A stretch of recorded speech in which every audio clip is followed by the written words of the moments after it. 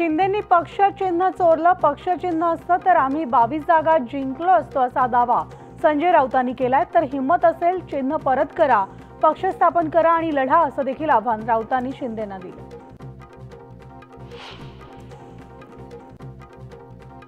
सरकार विधानसभेच्या कामाला लागले असं म्हणत संजय राऊतांनी सरकारला टोला लगावलाय। शिंदे गटाला बाळासाहेबांची पूजा करण्याचा अधिकार नाही, त्यांनी मोदी शहांची पूजा करावी अशी टीका सुद्धा संजय राऊत यांनी केली आहे।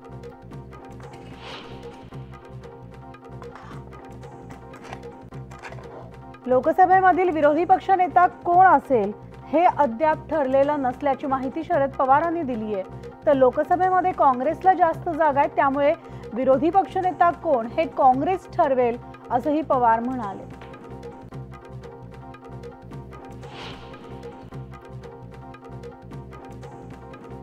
केंद्रीय मंत्रिमंडळाच्या बैठकीमध्ये पालघर जिल्ह्यातील वाढवण बंदराला मंजुरी देण्याचा निर्णय घेण्यात आलाय। केंद्र सरकारने आता वाढवण बंदरासाठी तब्बल 76,200 कोटी रुपयांची मंजुरी दिल्याची माहिती केंद्रीय मंत्री अश्विनी वैष्णव यांनी दिली आहे।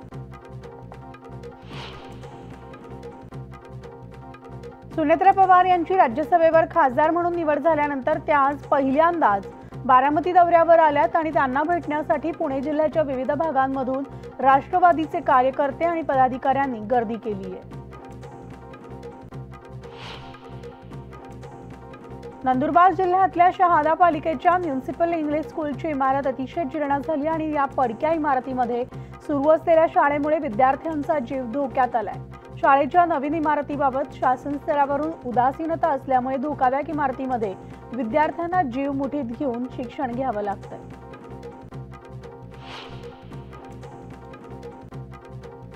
तर जळगाव विमानतळावरून गोवा, हैदराबाद, पुणे विमान सेवेनंतर आता जळगाव मुंबई विमान सेवेला प्रारंभ झालाय। तर अलायन्स एअर या विमान कंपनीने यासाठी फेऱ्यांचे दिवस वाढवलेले असून भाडं सुद्धा कमी केलंय। आठवड्यातून 3 दिवस ही सेवा असणार आहे। तर तिकिटाचा दर हा 2100 रुपये आकारण्यात आलाय।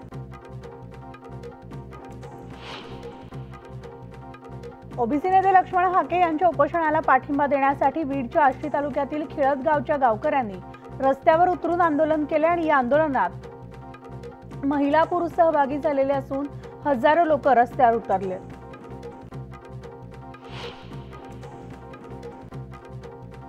बुलढाण्यामधल्या जळगाव जामोद शहरात पहिल्याच पावसाला नाल्याला पूर आला, त्यामुळे आता नाल्याच्या काठावर असलेल्या घरांमध्ये पाणी शिरले। प्रशासनानं नाल्यांची सफाई न केल्यामुळे ही परिस्थिती ओढावल्याचा आरोप नागरिकांनी केलाय।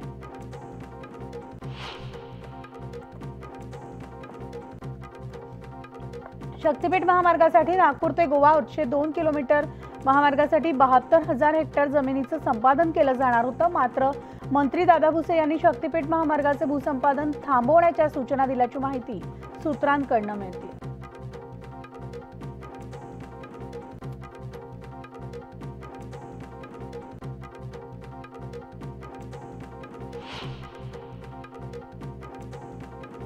रत्नागिरी जिल्ह्यामधील चिपळूण येथील केक ऑफ द डे या बेकरीतील अस्वच्छ किचन आणि दुर्गंधीमध्ये बनवले जाणारे केक, कीड लागलेले पाव याचा स्थानिक महिलांनी पर्दाफाश केला आणि या बेकरीतील प्रोडक्ट विक्री बंद करण्याची मागणी भाजप आणि मनसे पदाधिकाऱ्यांनी केली आहे।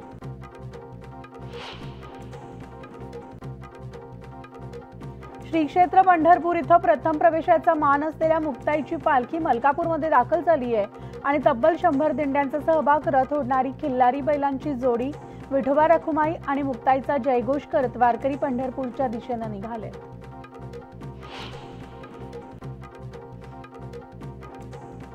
शहापूर तालुक्यात आज सगळीकडेच मुसळधार पावसानं हजेरी लावली आहे, त्यामुळे आता नदी नाले सुद्धा ओसंडून वाहत आहेत आणि पावसाच्या प्रतीक्षेत असलेला बळीराजा सुखावलेला असून भात शेतीच्या कामांना वेग आलाय।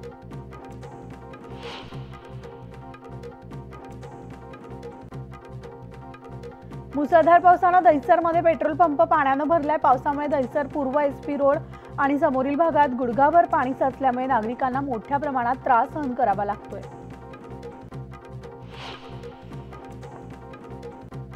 अरबी समुद्रावरून येणाऱ्या नैऋत्य मोसमी पावसाचा जोर वाढलाय। पुढील 4 दिवस किनारपट्टीसह पश्चिम घाटाच्या परिसरात चांगला पाऊस होण्याचा अंदाज वर्तवलाय। तर राज्याच्या अनेक भागामध्ये तुरळक ठिकाणी मेघगर्जनेसह हलक्या ते मध्यम स्वरूपाचा पाऊस होण्याची शक्यता आहे।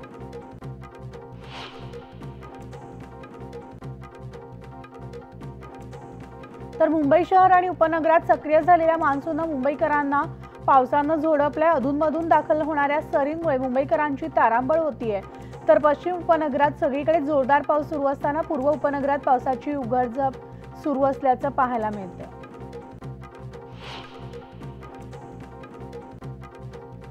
पालघर जिल्ह्यामध्ये पहाटेपासून मुसळधार पावसाला सुरुवात झाली आहे। मुसळधार पावसामुळे ग्रामीण भागातील शेतं तुडुंब भरली आहेत। तर आज आणि उद्या जिल्ह्याला मुसळधार पावसाचा इशारा देण्यात आलाय। पालघरमधील मनोरवाडा मार्गावरील वाहतूक ठप्प झाली आहे। दहेज नदीवरील पुलाचं काम सुरू असताना तयार केलेला पर्यायी मार्ग पाण्याखाली गेल्यामुळे वाहतूक खोळंबली आणि त्यामुळे पर्यायी मार्गाचा वापर करण्याचं आवाहन प्रशासनानं केलं। तर ठाण्यामध्ये पावसानं दमदार हजेरी लावली आहे। पावसामुळे वातावरण आल्हाददायक झाल्यामुळे नागरिकांना उकाड्यापासून आता दिलासा मिळालाय। तर ठाणे शहरात एकूण 182.74 मिलीमीटर पावसाची नोंद झाली आहे।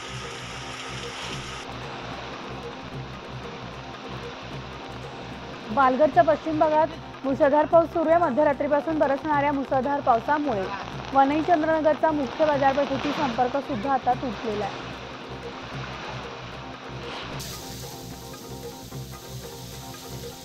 पर्यटन नगरी असलेल्या लोणावळ्यामध्ये पावसानं जोरदार हजेरी लावली असून 24 तासांमध्ये 68 मिलीमीटर पावसाची नोंद झाली आहे। तर लोणावळ्यामध्ये पावसानं पुनरागमन केल्यामुळे पर्यटकांच्या पसंतीस असलेलं बुशी धरण लवकरच भरणार आहे।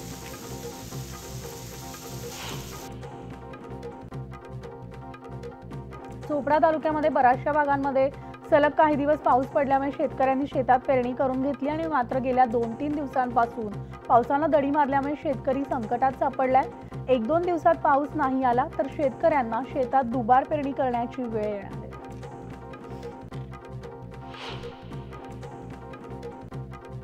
पावसानं दांडी मारल्यामुळे भुसावळ शहराचं तापमान गेल्या आठवड्यापासून 39 ते 40 अंशादरम्यान स्थिरावलंय। तर ढगाळ वातावरण आणि आर्द्रता ही 55% आसपास असल्यामुळे उकाड्यानं हैराण नागरिकांना आता काही प्रमाणात अजूनही त्यांना उकाडा जाणवतोय। खरीप हंगामासाठी धानाकरिता किमान आधारभूत किंमत 5.35% वाढवून प्रति क्विंटल 2300 रुपये किलो केली आहे। तर केंद्रीय मंत्रिमंडळाच्या बैठकीत हा निर्णय घेण्यात आलाय आणि CSPच्या शिफारसी मान्य करत 14 खरीप पिकांसाठी किमान आधारभूत किमती केंद्रीय मंत्रिमंडळानं मंजूर केलेल्या आहेत।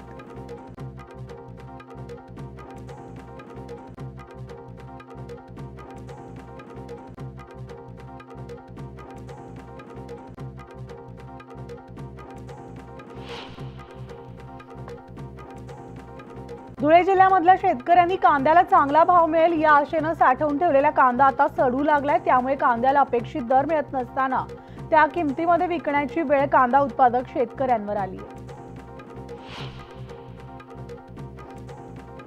जळगावच्या रावेर तालुक्यामधल्या केळी बागांना अवकाळी पाऊस आणि वादळाचा तडाखा बसला होता आणि या नुकसानग्रस्तांना भरपाई मिळवून देण्यासाठी प्रशासकीय स्तरावर 51 कोटी 3 लाख रुपयांचं नुकसान झाल्याचे अंतिम अहवाल सादर करण्यात आलाय।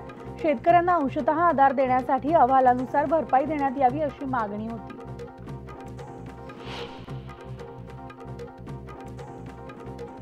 तुरीचं उत्पादन मोठ्या प्रमाणात घटलंय। त्यामुळे धाराशिवमध्ये तुरीला विक्रमी 12,150 रुपये प्रति क्विंटल इतका भाव मिळतोय आणि तूर डाळीला 230 रुपये किलो एवढाच भाव मिळतोय।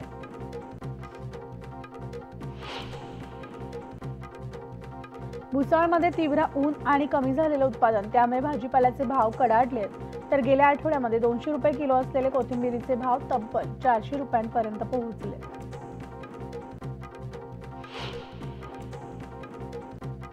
नवी मुंबई पोलीस आयुक्तालयाअंतर्गत 185 पोलीस शिपाई पदांसाठी भरती प्रक्रिया सुरू आहे। तर या भरतीमध्ये 2204 उच्च शिक्षित उमेदवार रिंगणात उतरलेत। त्यामध्ये बी फॉर्म त्याचबरोबर LLB, BTech, BPEd इत्यादी शैक्षणिक अर्हता प्राप्त अर्जदारांचा समावेश आहे।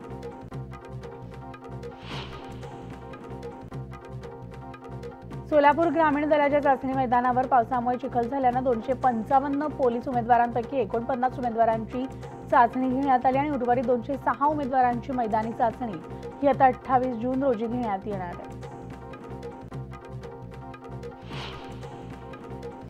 नवी मुंबई पोलीस आयुक्तालयाअंतर्गत 185 पोलीस शिपाई पदासाठी भरती प्रक्रिया सुरू आहे.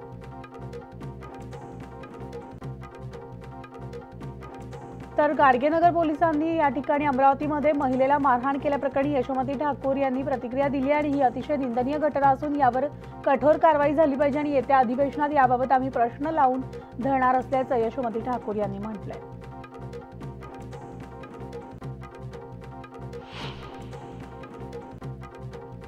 पंतप्रधान नरेंद्र मोदी आज काश्मीर दौऱ्यावर आहेत. आंतरराष्ट्रीय योग दिनानिमित्तानं श्रीनगरमधील शेर काश्मीर इंटरनॅशनल कन्व्हेन्शन सेंटर येथील कार्यक्रमाला मोदी उपस्थित राहणार आहेत.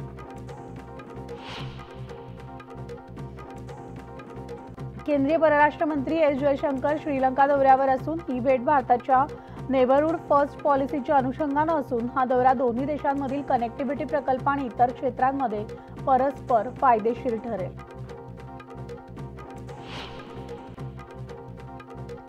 राजधानी दिल्लीत विजेची मागणी वाढली आहे. बुधवारी दिल्लीमध्ये विजेची मागणी 8,656 मेगावॉटवर पोहोचली आणि जी दिल्लीच्या इतिहासातली सर्वाधिक आहे.